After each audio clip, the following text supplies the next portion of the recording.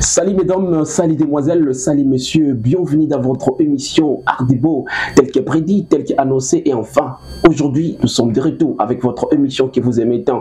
Comme c'était annoncé qu'aujourd'hui, je dois recevoir pour vous un invité très spécial que vous allez découvrir à tantôt. Let's go. Tel que prédit, mesdames, mesdemoiselles et messieurs, chers internautes, chers téléspectateurs, enfin, il est déjà avec moi ici sur ce plateau. Il s'agit bien d'un rappeur gospel au Kombonae, Eric Kuyang. Alors, nous allons un tout petit peu parler pendant quelques minutes à quoi il s'est présenté à Ebisabiso. Qu'est-ce qu'il a déjà fait dans son œuvre en étant qu'artiste, musicien, gospel, qui fait d'ailleurs le rap. Salut. Oh, bro. Kuyang, Ouais. Papa Kuyang, Oui, ça va très bien, Papa GT. Ça va très bien. Comment a évolué là-bas l'œuvre de l'Éternel, les autres la malam. Ouais, Jésus joue ton rôle. Il est en train de jouer son rôle, donc c'est ça. Très bien, nous sommes tellement ravis de vous recevoir aujourd'hui sur notre émission. Il s'agit bien de l'émission Ardebo, l'émission d'ailleurs qui a pour objectif de promouvoir les talents, parce que d'ailleurs c'est une émission en caractère artistique et culturel. Alors aujourd'hui, nous allons parler d'un sujet très important, mais avant que nous puissions aborder ce sujet, qu'est-ce qui vous a poussé? Déjà quelque chose où il y a rap. Mais rap wana na style mususu to pe na message mususu un message évangile to zo na kombo ya rap gospel. Qu'est-ce qui vous a poussé ya ko bana ko banda ko sala ko ezali rap gospel pour les lelo bana ko mi vendre sa pesa na kati na yango? Ok, merci beaucoup, Papa Gédéon. Premièrement, d'abord, je vais me présenter Très bien devant tout le monde. Je suis le monsieur Eric Kuyang, bro. Je me présente au devant de tous. Je suis un rappeur gospel, comme on vient de le dire ici chez mon frère.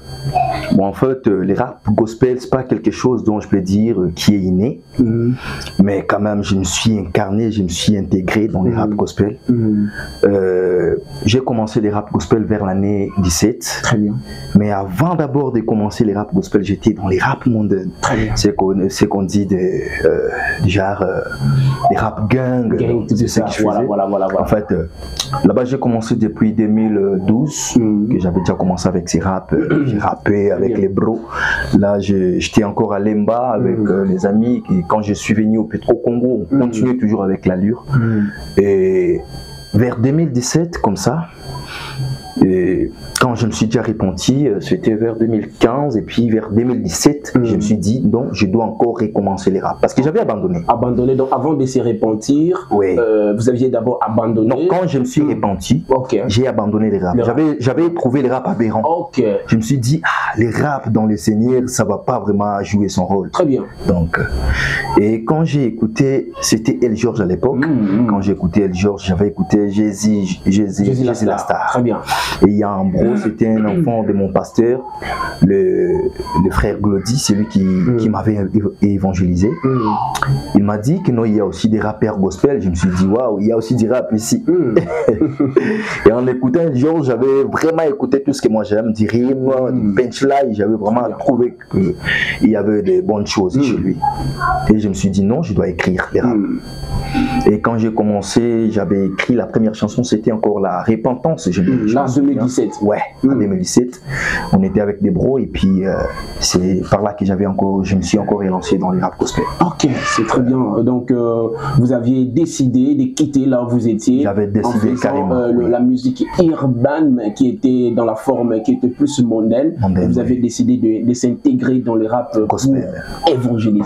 C'est vraiment très très bien. Alors, vous venez déjà de citer le nom d'un artiste, mais je ne sais pas, est-ce que c'est vraiment lui qui était votre modèle pour que vous puissiez directement s'intégrer dans les rap gospel, ou bien il y a aussi d'autres modèles, autant au Talarabango, autant au Talakibango, après ça qui bango Makasi, les permettent qui au quota. Bon, je vais dire d'abord premièrement, El George c'est un bon.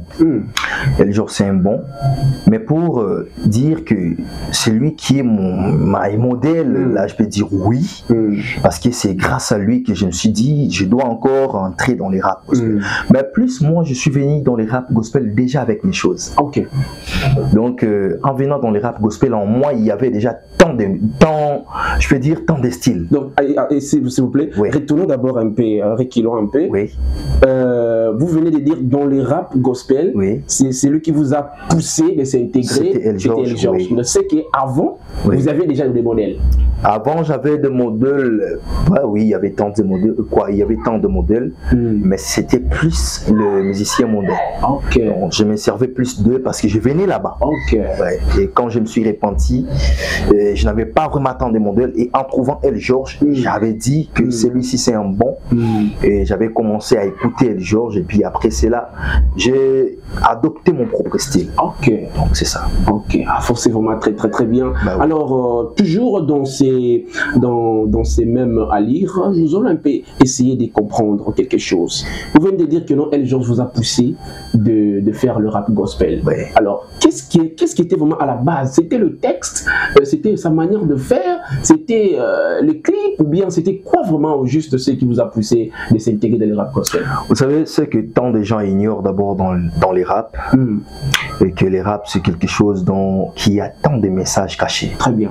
Voyez-vous, El George, quand tu suis bien la chanson Jésus la star, tu vas comprendre qu'il a eu le temps de s'effacer, de s'effacer, et puis il a présenté Jésus. Ok.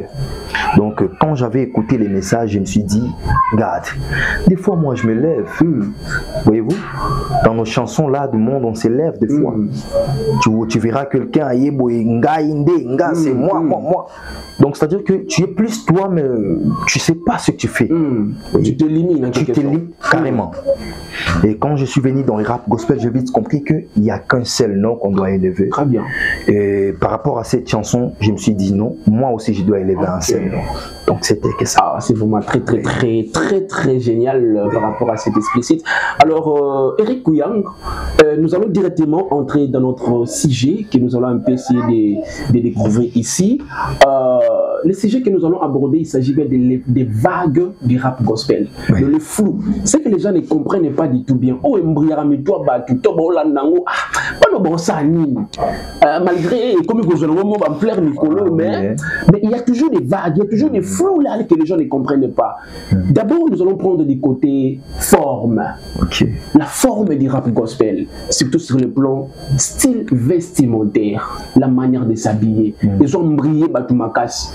Au juste, pourquoi seulement Bossala a choix? Parce que tu as dit que très bien dans la côté dans le style mobile, tu as trop de relax et qu'on sort. Et même chose, puis toujours même dans les rappeurs, la rap gospel, toujours presque même style vestimentaire. Pourquoi seulement qu'on change d'identité même sur le plan style vestimentaire que qu'on l'a si on est flou, c'est un peu flou. Oui, c'est un peu flou, mais je vais d'abord un peu m'ouvrir pour faire comprendre à tant de monde. Vous savez, quand nous partons dans le day, on fait un effort. Il y a la bilamba où ils semblent na day. Ou le kamola ta moi noir. Zomona. Quand vous avez des fêtes, ou le kamola ta tenue de la fête qu'on appelle tenue de la ville des fois, ou le kamola ta veste. C'est les mêmes avec les rap. C'est un style. Et le style en question exige aussi ses habits des fois. Voyez-vous. Et je vous donne un exemple. Un bien-aimé, il vient comme ça avec des vestes. Il vous dit que je suis un rappeur. Vous allez d'abord le identifier. Voyez-vous, vous n'allez pas vraiment tirer beaucoup d'attention par rapport à ce type.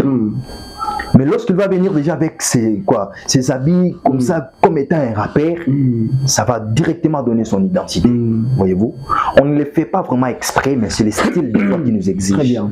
Mais il y a aussi des rappeurs qui aiment bien faire la veste. Ça ne casse pas les carreaux. Voyez-vous, donc tout dépend que de la personne. Mais selon moi, je dirais, c'est adapté au style.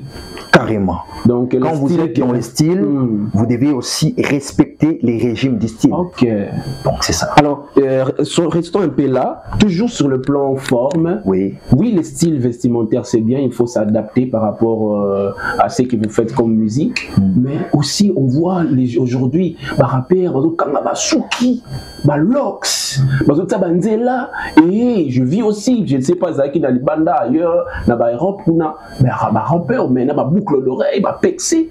Et il y a un appel surtout quand tu adapté quand un style, ou bien comme exagération. Bon, vous savez, quand tu avais réussi Jésus, premièrement, d'abord là, je commence par vous, il y a un message clé que Jésus t'avait donné. Et par rapport à ces messages, toi-même, tu as des réserves Très bien. à faire d'autres choses.